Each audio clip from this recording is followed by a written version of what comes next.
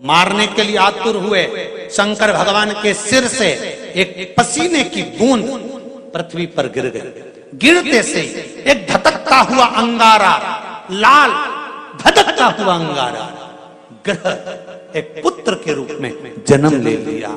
पृथ्वी से हुआ इसलिए मंगल कहला गया। धधकता हुआ।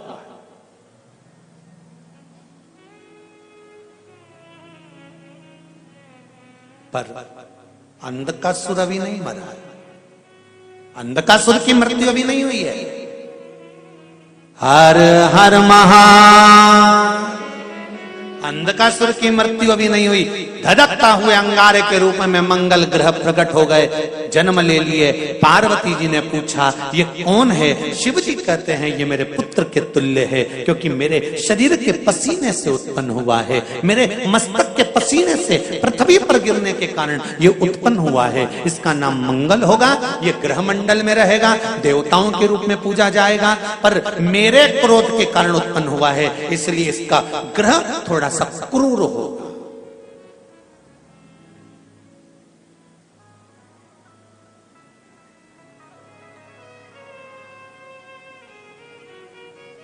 एक बात बहुत ध्यान से सुनिएगा। विवाह, शादी, संतान प्राप्ति, विवाह के बाद में विवाद या किसी नए कार्य के लिए आगे बढ़ रहे हैं और उसमें अड़चन आ रही है, तो एक बार किसी ज्योतिषाचार्य के पास जाकर पूछना, वो बता देगा या तो मंगल या शनि कुछ ना कुछ, कोई ना कोई क्रूर ग्रह तकलीफ दे रहा होगा। ज्योतिषाचार्य के पास जाएंगे, वो कहेगा। जितने भी ग्रह हैं, चाहे राहु हो, केतु हो, मंगल हो, शनि हो, बुध हो, भौम हो, सूर्य हो, ये सारे जो ग्रह हैं ये शंकर भगवान के शिवलिंग के पास में विराजमान है। शिवलिंग के पास में विराजमान।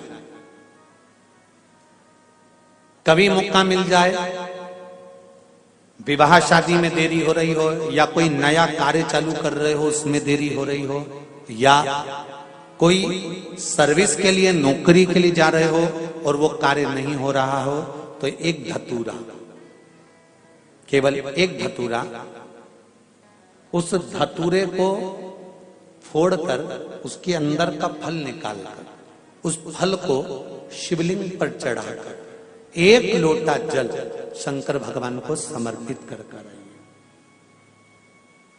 दिन होना चाहिए मंगलवार। कौन सा दिन होना चाहिए? जम के बोलो जरा, मंगलवार। समर्पित करो। उसके बाद में आप विवाह के लिए अगर समर्पित करे हैं तो विवाह में देरी नहीं होगी।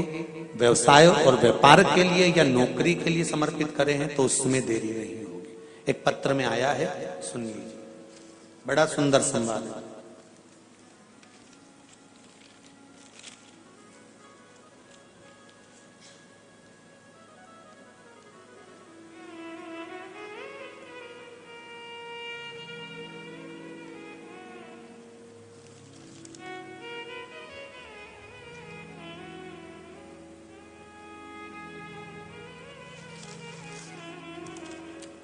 श्री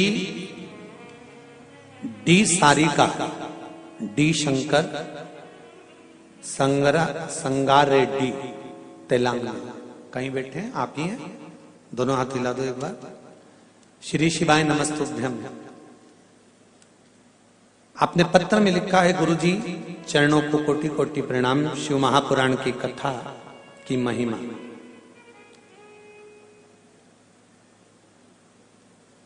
क्या क्या बताऊं? शिव पंचायत कथा से हमने, जो शिव पंचायत कथा हुई थी, आप लोगों ने भी टीवी पर श्रवण करी होगी, उस कथा से हमने सुना था।